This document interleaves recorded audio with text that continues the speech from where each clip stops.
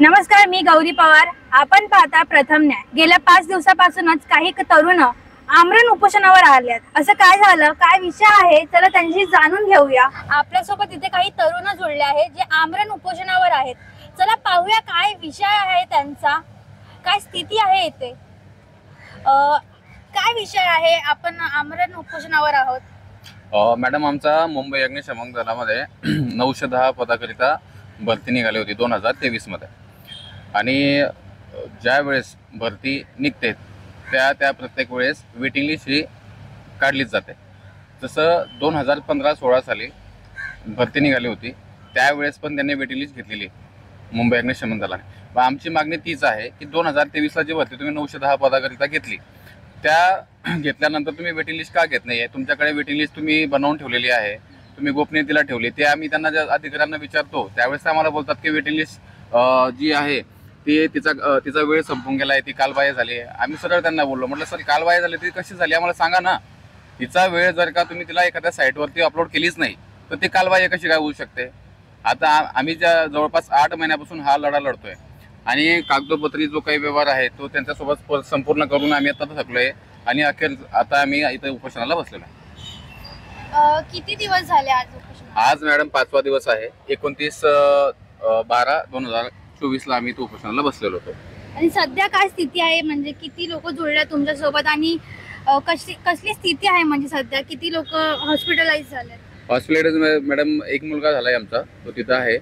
आणि आम्ही इतर जे मुलं आहेत संपूर्ण महाराष्ट्रातून आलेले आहेत. कोणी सांगली, सातारा, जळगाव, बुलढाणा, नंदुरबार वगैरे या संपूर्ण ठिकाणून मुलं आलेले आहेत. आम्ही जवळपास 50 मुलं आज मुंबईत आहे. कोणी इतर जरी आज 5-10 मुलं जरी कमी असतील पण 50 मुलं आज आम्ही इथे उपोषणाला ठिय्या म्हणून बसलेलो आहेत मॅडम.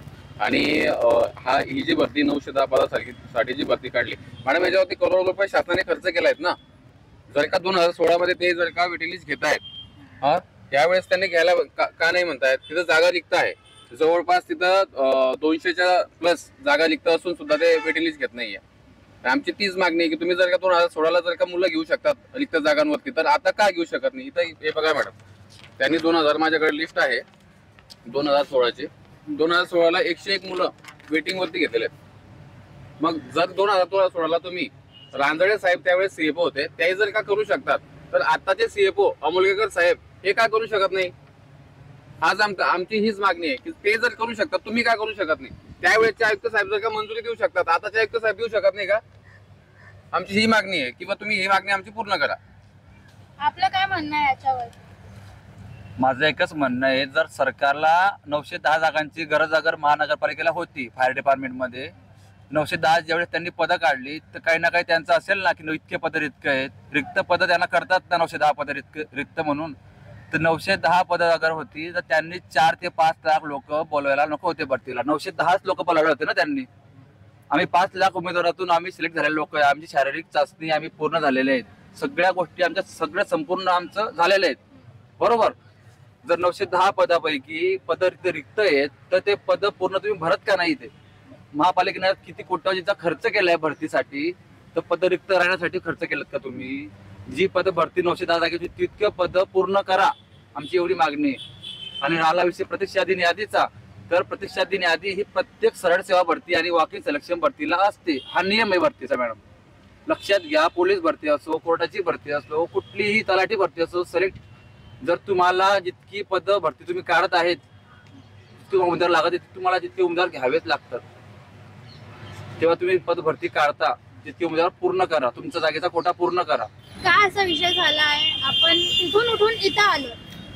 मॅडम, आम्ही जेवढे मुलं आंदोलनाला इथं उपोषणाला बसवले आहेत, आमच्यापैकी आमचा जो उमेदवार आहे त्याची तब्येत एवढी खराब झालेली आहे, काल रात्री त्याला ऍडमिट केलेलं होतं.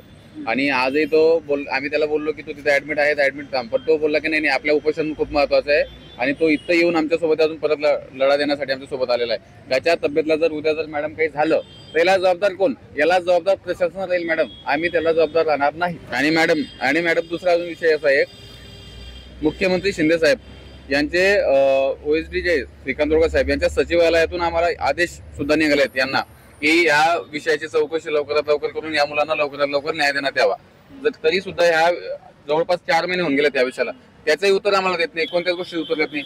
माझी विनंती राहील आयुक्त साहेबांना, आम्ही सैनी साहेबांना आणि CFO अमोलकर साहेबांना, साहेब लवकरात लवकर आमचा मार्ग सोडवा, नाही तर अन्यथा यापेक्षाही आम्ही कडक उपोषण सुरू राहिला. जसं की आपण पाहिलं त्या तरुणांचं जे हक्क आहे त्यांना मिळालंच पाहिजे. आमरण उपोषणावर ते 5 दिवसापासून बसले आहेत.